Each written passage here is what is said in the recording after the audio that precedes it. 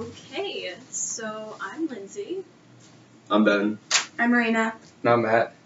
And we were given the assignment of discussing how or what to do with the exorbitant textbook prices that are going on at Penn State, and see how we can remedy this. The president wants our help, so got to figure something out to help the students. I found that NBC News reported on August 2015 that college textbooks have risen 1,041% since 1977, so it's a huge climb. And NBC followed up on this report in 2016 to report that textbook prices have increased by 73% since just 2006. So this is a huge problem, and I don't know, what do you guys think? Yeah, absolutely. I think a lot of students are struggling with the already high tuition, and even though it was said that tuition wasn't going to rise this year, it actually is. So that's another problem coming on, and people just don't have enough money to also be buying really expensive textbooks because you have to switch them out every semester. It's not even a yearly cost, and it's just getting ridiculous at this point. Yeah, I agree. I was some of the sources I looked at too. Like one said that the College Board recommends students budget about $1,200 a year just for textbooks, and when you factor that in with the thousands of dollars you're already spending on living here, on tuition, on just normal day-to-day expenses, it just becomes exorbitant. Especially when you're spending that much for a textbook you may or may not even use during the semester. That's the professor's just like, oh, you need it, and that's it. Definitely. Like, I've had instances where I bought, like, a $200 textbook and never cracked it once. Mhm. So, it would be helpful if they told us beforehand that they wouldn't use it, or, I don't know. It's hard to look in the future for that sort of thing, but... One thing that a lot of my friends that I've known and that I've gone through, like the purchasing and buying the textbooks, is they've gone to a lot of like shady websites, like you could say, that have really low discount books that are like they're primarily like they're almost like 50% cheaper than what you would find on any bookstore anywhere. It just seems like that's the place to go nowadays. Mhm. But you're like risking credit card information and everything like that. It just isn't a safe place to go and purchase a book, in my opinion. Yeah, in addition, a lot of the times the editions on those websites are older editions, which are different than the ones professors assign. And I think the issue comes from professors not understanding how expensive the textbooks are. So they're like, well, you're going to use it like once a semester, but they don't understand how much money like we're actually putting into that for that one time a semester. And like I actually have a book that all my chapters are different than the chapters that my professor assigns because it's like older edition. So every time he's like chapter 10, I have to like scour the book and it'll end up being like chapter 6 for the same information, which is quite annoying. That is annoying. I think one of like the worst and the sneakiest ways they get you to get the new editions is they'll put in that online code that you need to then do homework problems online. So you have to buy the newest book, and you can't get it used because the code's used and everything, and they won't offer the code on its own. For me, like even when I had one book where the code was offered alone, but the code itself was $120. Yeah, and I'm like, it's a piece of paper with letters on it. Like that's all it is, and you're telling me it's worth $120. $120. That doesn't make sense. Especially when like the whole point of the code is for this online module to teach me what I should be learning in class. I don't think that's a method that should be used at all. I think books are supposed to be like extra helping mechanisms. They're not supposed to be like where I get all my info It should from. be an aid, not the teacher. Exactly. Mm-hmm. Yeah, because lectures should be the number one thing that you get the information from. Yeah. And the book is just a facilitator for homework or studying. So that should be more of like a supplement than as like the main thing you learn from. Definitely. Exactly. Okay, so the main causes of this problem, this textbook problem, according to Public Interest Research Groups, or PIRG, is that there is no competition for the textbook market. It is basically controlled by 5 publishers that control 85% of the textbook market, which is insane. I don't see why more textbook marketers can come into light, because that would really remedy the price of textbooks. And no, consumers, they don't have a choice. So we can't really choose how expensive our textbooks are going to be. The professor chooses that, and it's completely unfair on our part. So if we did have more publishers that controlled the textbook market, then price would go down, and we would be able to buy the textbooks regardless of their price or what the professors say. So the crazy thing is that textbooks are sold like pharmaceuticals, where it is a few companies that do have most of the market, and there aren't any insurance policies that cover textbooks for us. So it's even more unfair than pharmaceuticals. Like, we should at least have some kind of aid for the crazy textbook prices. So. I mean, Yeah. Go ahead. One of the sources I found actually kind of argued for, like, on the side of the textbook companies, and one of the main facts they cited was that that the data, like the huge skyrocket prices in textbooks, is kind of misleading. They called it the law of small numbers, where a small item that increases from like $100 to $200 is seen as a 100% increase. Meanwhile, like if tuition goes from $10,000 to $11,000, which is a much bigger jump, it's only seen as a 10% increase.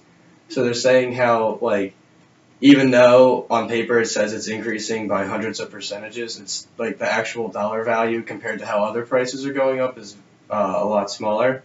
And then later they also said that there is a students and parents could qualify for $2,500 textbook and course material tax credit by filling out the IRS form 8863 and filing it with their taxes, which would then give them a tax break for textbook prices to help alleviate that throughout the year. It's really interesting. One thing I also, to add on to that, is like when I was in high school and I was going to like a bunch of different programs and stuff through where like scholarships were offered, a lot of them were always like $800 scholarships towards your books or anything like that. And I feel like there should be a lot more of those more available to other students that maybe aren't involved as they should be in high school, but they just are having trouble in college. It really just seems unfair for somebody who like just didn't want to get involved in high school and was worried about their academics more or something along those lines to like not be able to get those scholarships from people that are willing to help other people out. Right. Additionally, I feel like it would be helpful if somebody told the students that these opportunities are out there. Yeah. They're definitely not made like to be that well known. Like they make it so that you have to find it if you want it. Yeah, I didn't find out about these until I met a friend here who had a few different scholarships where he was like, oh yeah, I have all my books paid for the next 4 years. Yeah. Like, what? Like, you need to let me know that. Like, how can I get that? I think the problem with all those, though, I think it's mainly, even like with the textbook companies, the fact that they are going up in price, it's just accessibility for like the students, because all this is being paid for by the students, whereas like if it was made that like the university pays for all the books and provides it to the students as part of tuition, then like that increase in book costs wouldn't be that big of a deal. It's just that in addition to like the tuition increasing, the books should be something stable for the students if it's coming like out of their pocket.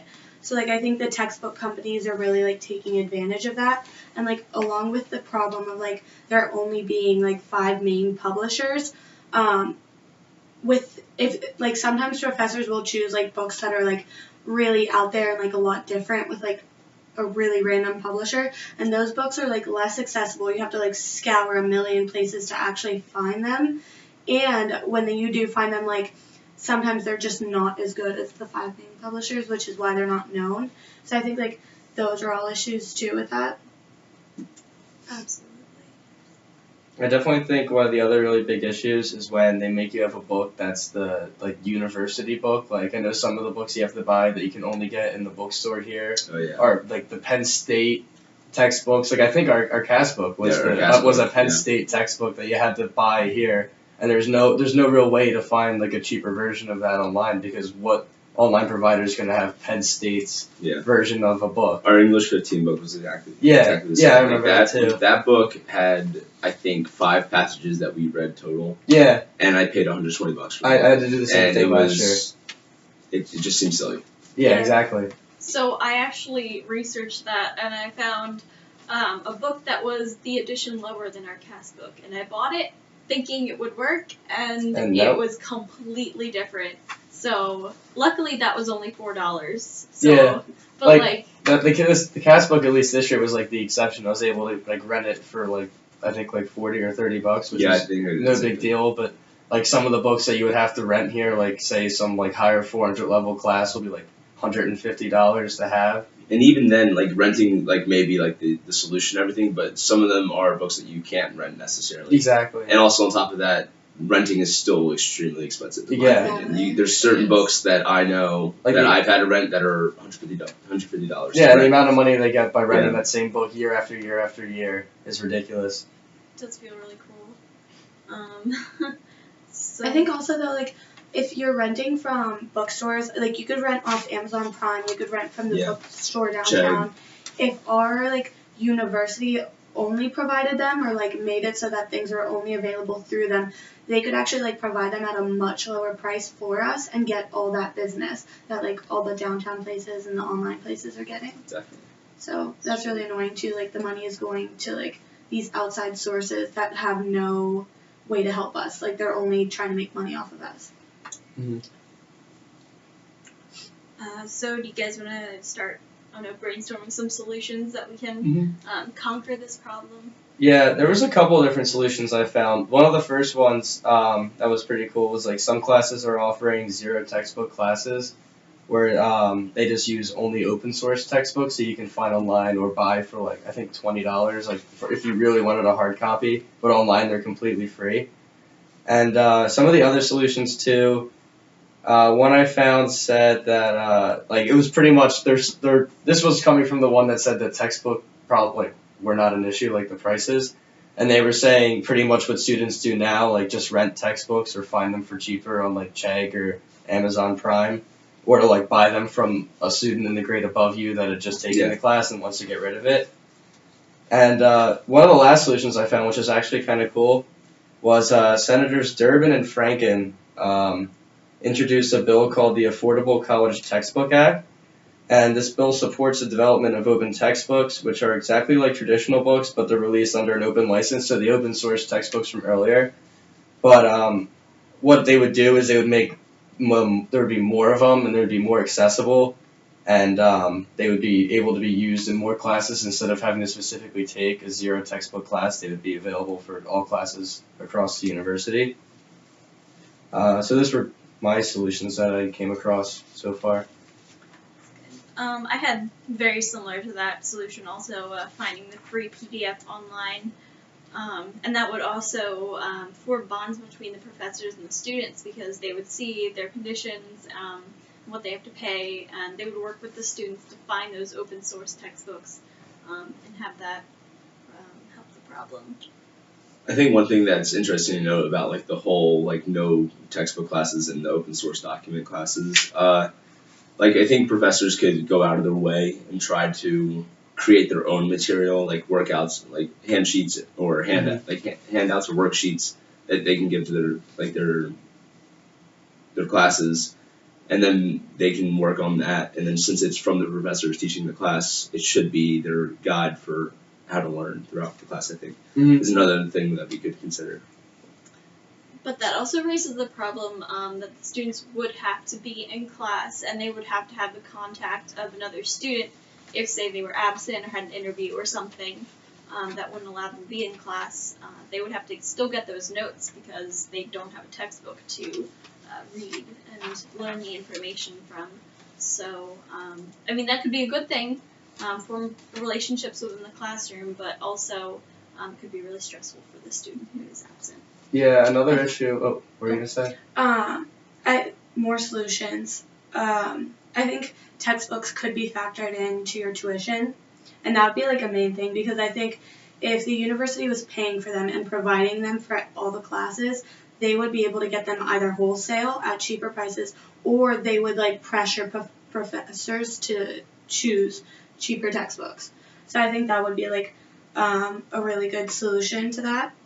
Another solution could be professors assigning older editions strictly, and there should be like professors should go through the research to find the cheapest version of textbooks because like the university pays for their textbook, but to insinuate a good learning environment, they have to like make sure everyone buys it, and a lot of people just don't buy the textbooks because of how expensive they are.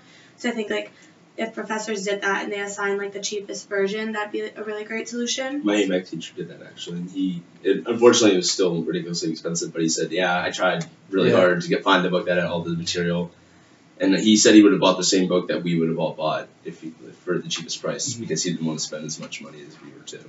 I think like it's a lot harder with like engineering and math because like you probably need newer versions, but then like I'm in liberal arts. So all my professors, they can choose like international order books from like 2005, and that works just as well. So it does depend what you're studying and like what the professor's teaching. Going back to that, where the teachers can like make their own for each class. One of the issues I think there might be with that is like teachers could have their own. Like the one thing that the textbook does is it keeps like the curriculum kind of constant, especially for like a math or like an engineering class where the teacher has to teach these specific topics in this order in the book. But if you let a teacher like get that kind of freedom, it could be good, but it could also mean that they'll teach stuff or won't teach stuff that's going to be on the final, since that's the same for every student across every class, and it might affect some students' grades in the end. So that, I mean, like I think that's a great idea, but it does definitely have its issues too. We should have some sort of way of standardizing classes. I mean, the colloquial conversation-like tone of classes is enjoyable, and it does really broaden our knowledge, but to a point, we should have a certain nailed-down curriculum. So yeah, that's a very good point. I think though professors rely on tying their curriculum to textbooks way too much, whereas like if they had their lectures set up in like most of my econ professors, they just have their slides and they have like their graphs on their slides. So when you're like or doing the homework or when you're studying for the texts, you don't have to like look at any book or anything. You just go back to their lecture slides and everything is provided on the lecture slides, which I think is like how it should be. I don't think it's either very colloquial or completely textbook. Like there could be a mix of it where like the professor can provide what was in the textbook in their own lecture slides, and that would like alleviate a lot of the problem. I mean, for me, in my personal experience, I had a math teacher who has been teaching this same class for a very long time, for what it seems like, because he has it memorized. Every single lecture, every single day, he has it memorized to the word, and every single joke he makes to the word. And like it sometimes it works for me, but most of the time I find myself having trouble paying attention to class because it just seems so rehearsed. It just like there's no personality with him, and it's not changing from day to day. It's just okay, he's doing okay. Are they at least helpful, or and does he post his lectures online? He does post all of his notes online, which is really nice to have. But I would say that I think that we're getting a little bit off topic, going away from textbooks and everything. But I do think that professors like should have like the conversational tone with most settings. However, don't let it become rehearsed, and don't let the conversational tone take over the class. Does he also like have a textbook for the class, and like because of that? Okay. He does not assign a textbook for our class. No. Alright. So like that's one of the main issues. Yeah. That like his lectures are too rehearsed, so they're difficult to like pay attention to, and then there's like no textbook to look back on. He does provide all the notes that he does talk about during class, so it's pretty much he essentially provides us a textbook online. Okay. Okay. And that's another good point. If we want to move away from textbooks, because most people they don't ever open the textbook. Yeah. So it would make sense for the professor to say only know what's in the textbook and make those lectures and have them university approved, and have other professors in that same curriculum okay it and agree that they're all going to teach the same thing, but each professor can personalize it on top of that. I actually have a professor who does just that. He teaches his research and basically what's in the textbook, but he also gives examples that aren't in the notes to really facilitate the understanding, which really helps. And then Yeah, so his exams are only what's covered in class, and it's not like, oh, you have to go behind the scenes and read the textbook because I might sneak stuff in there. No, it's like all whatever he says will be on the exam, and I think that's really important if we're going to learn properly. So maybe a good option for this is to just get rid of textbooks altogether. I will say though, like, my one professor right now, he's unfortunately had a lot of health issues this semester, so like he had to cancel a lot of classes, and how he does it is he literally just takes the entire exam out of the textbook, pretty much. And if you memorize a chapter, like, you can get 100% on the exam. So it's like a two-way street. Like, sometimes it would be good just to have everything in lecture, but other times, like, it is really nice to have, like, a set source. Because also, like, I think we overestimate professors' ability to be, like, completely accurate at times. Mm-hmm. And I know a lot of my professors, they'll include, like, their personal opinion and then, like, provide things on the test that are contrasting to their personal opinion.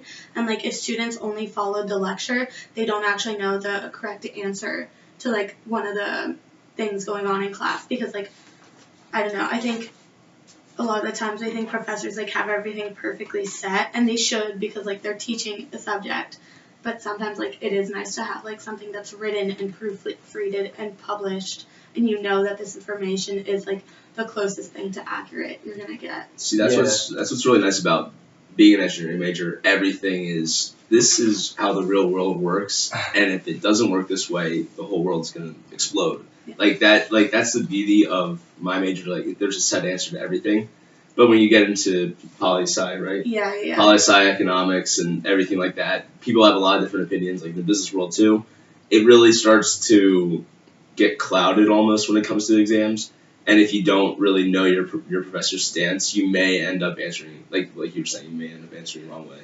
Yeah, I had one of those issues, like, if they get rid of the textbook, I could definitely see the issues with bad professors. Like, personally, at least this semester, one of my TAs for EMAC, since we have, like, one lecture and 2 recitations, and this teacher's just, like, he just gets stuff wrong when he tries to teach us stuff.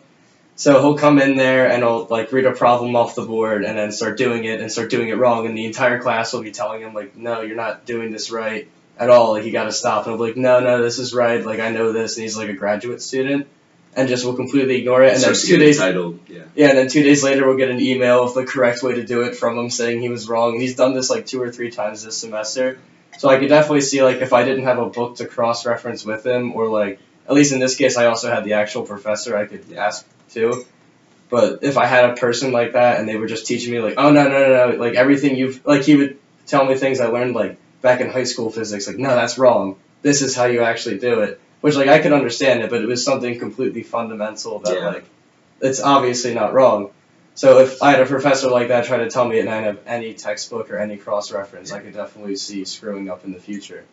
Now, what if we had, say, we had a PowerPoint in class that he went over, or she, and we also had a online notes that the professor actually writes, or like the administrator of the whole department of physics that writes that, and it's not so much textbook as it is just like a document notes, that would really help our learning, say if they forget what they're doing in class with a physics problem, so.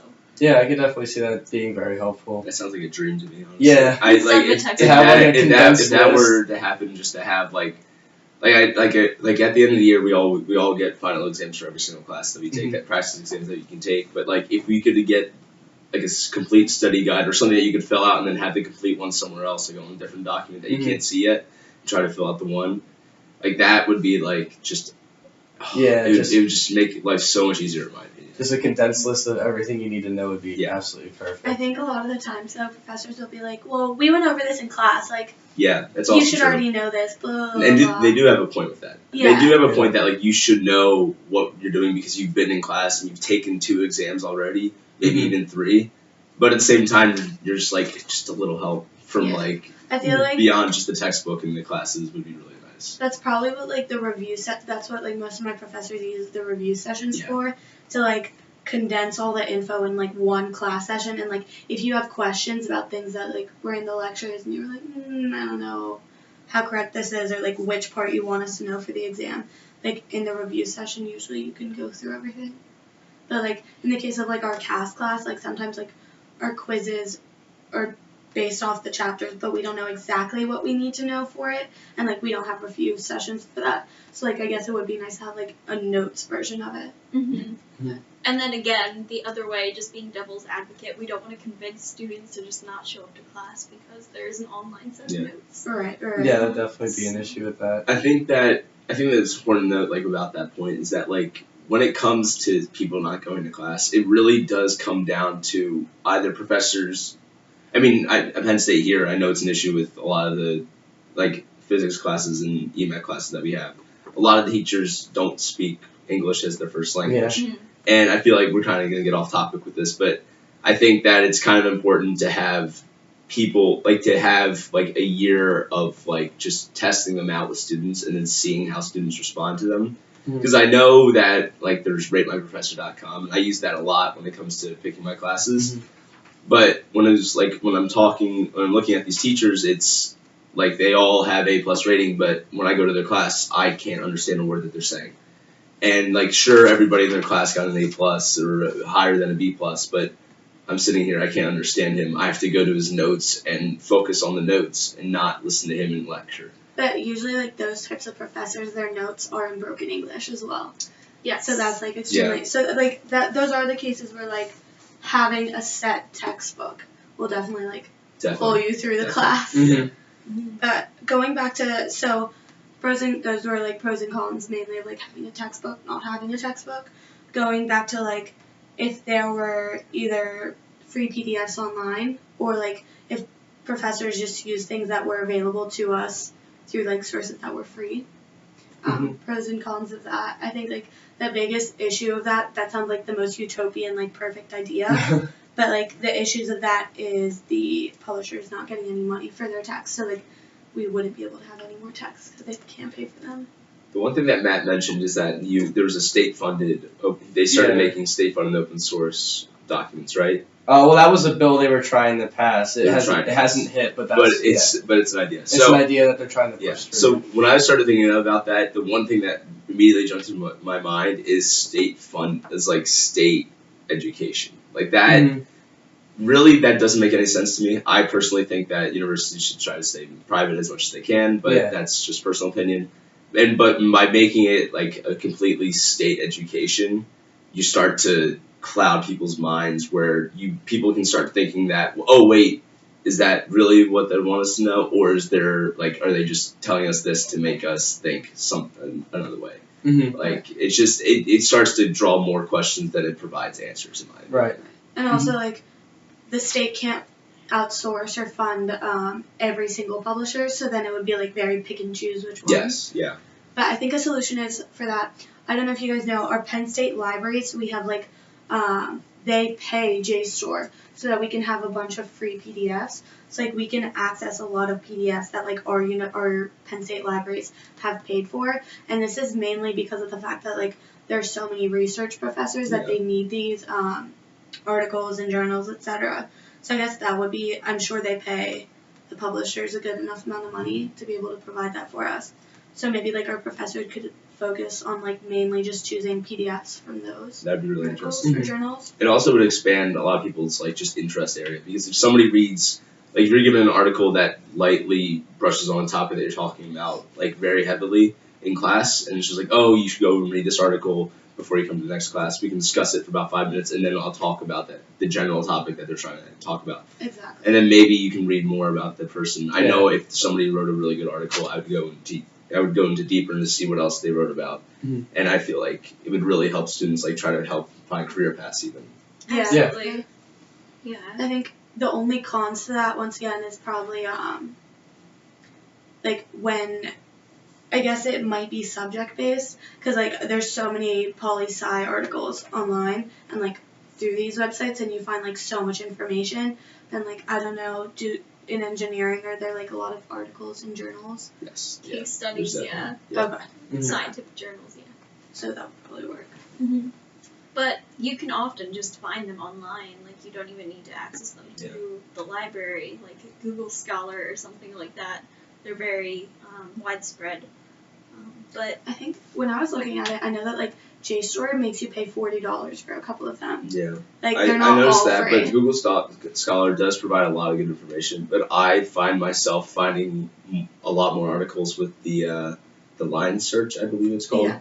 Like that whole system that we have here is like a blessing in disguise, I guess. No, it's definitely a blessing. It really it really helps people like start to see like how it's applied to the real world and see how everything that we're learning really does affect everything else that's happening right now. And I think like when students look at those, it actually opens the door, like you said. If you're looking at how a journal article is written in your field, and like then you start writing papers for your classes, and you're like, oh, you know what, like this is very compatible, like maybe that's something I could do too. I think it definitely makes you seem like very capable and inept in a class, and that's awesome. Like when you see the way that journals are written by like grad students. right, Stuff. and it can span multiple fields. So, like, say a zoology article would be very similar in format, at least, to an engineering article, and throughout all foci. So, yeah, that would be really helpful. And so, at the moment, that system seems to work really well. But for textbooks, the only downside is that we're still kind of inciting those publishers to be around and be a minority. So if the university pays for their textbooks through those companies, that they can still hike up the prices and control the market, which we don't want. I know another solution I had was to have a university-wide boycott of those company books that do decide to hike up the prices, so that would almost encourage them to lower it in order to have access and have more universities financially support them. So that's an option. I mean, personally, I don't think it would work. I think it's a great idea if every university in the country got together to do it. But thinking about like just how the publishers react to this, they would look at it and they would say, okay, when is the university going to start paying for all these students to get their own books? Like and then it starts to hinder our education and everything like that. It's really, I don't know. It seems really counterproductive because the publishers are going to win in that case. Yeah, it seems like they can just kind of look at it and be like, well, this is one university and we're still selling to hundreds of other ones across the country. And if anything, it's just going to be affecting the students that are at that university for 4 years during that time where their education's being hindered, where they're just not having the textbooks they need. And they're having to use probably not necessarily like a lesser product, but possibly like a worse textbook, or the classes have to change to these new textbooks, and the professors are still figuring that out.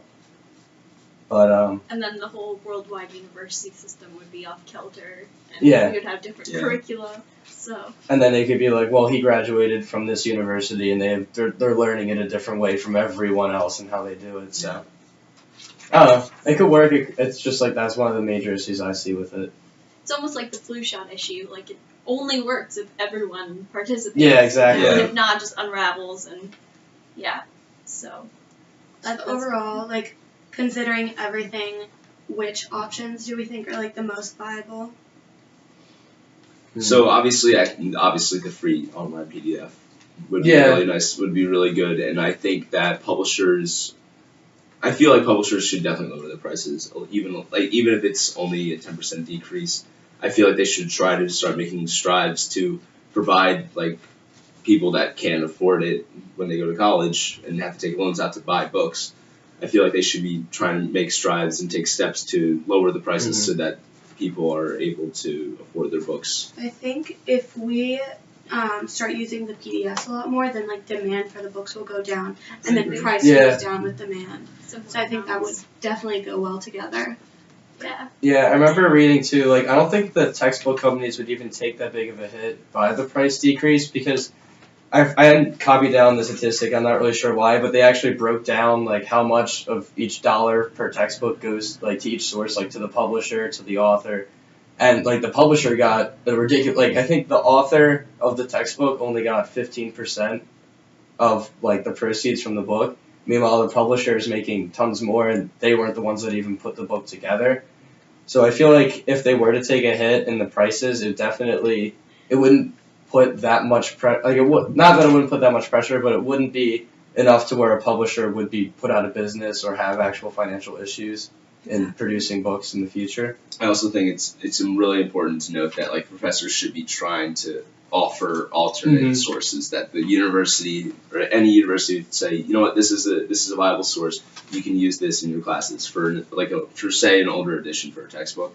And then teachers say, well, listen, you guys can buy this on Amazon for $4. Yeah. Like your book, and it won't be out of date, and you can still use it, and you will be saving $250 for the most recent one. And it just like for professors to go out of their way to do that would make everybody's lives a lot easier and would make college a lot cheaper. And you get like a whole lot more respect for your professor for coming out there and telling you that and giving you like the information you need. Definitely. And even if they are a little bit out of date, that is where the professor comes in. Yeah. It could be like, it says this here, but this is the correct answer. Like, take note of that. Yeah. Like, that's very easy for them to do. And I agree with that. Like, if you do that, then the demand will go down, like I said, for the more expensive ones. One thing that's important to note, like both of us, and probably you too, like when it comes to sciences and physics and math and everything like that, it doesn't change. Yeah. It's been the same for the past 60, 50 years. I've had like a lot of my professors come out and just be like, the only thing that's different between this and last year's edition is the practice problems. That's the only thing that's changing. And they're just like, well, we're not going to actually collect your homework. We're just going to have quizzes that come from the homework. But if you just practice the same types of problems in your cheaper book, you should know how to do a different problem. So it still wouldn't really hinder you. It would just be like, just know that the solutions online or whatever aren't going to match yours. But that's I guess that's a trade-off for paying less. For most of the technical classes, it is like that. So like a formula is a formula. It's been around since the formula was incepted, but it came around. But for like the innovations and stuff, the professors can they can do that themselves and add that to the course rather than have, say, a whole textbook that's a new version that includes all of the new polymers that were created this year. And so you would only have to buy a textbook with like the raw calculations and what that works with every material, rather than having the new version that costs a lot more. So that would be really helpful. So I think our options are, so we would have a PDF written by like the department that would be approved by the university for every class, for every department. So that is standardized. We would have the professors free to say what they want in lecture as long as it followed that PDF. And then we would have the library, almost the university subsidized textbooks in PDF form through the library. So I think a lot of the times, like, a lot of our professors are researchers and they publish a lot of things already. So if like the university is funding their research, I don't see a problem with them implementing their own journals, etc. So we could just use that, and then like that also, like, overall, like I said, that will make the price of textbooks go down over time because of the less demand for it. So like if universities push professors to like focus on the PDFs. That's like a good way to implement it. Like if the dean asked us to help find a way to do this, and if the dean just pushed the professors to do that, that's really simple and easy to do. That would be pretty good. All right. So, I think that's a good solution. that's good. That sounds good to me. Good job, guys.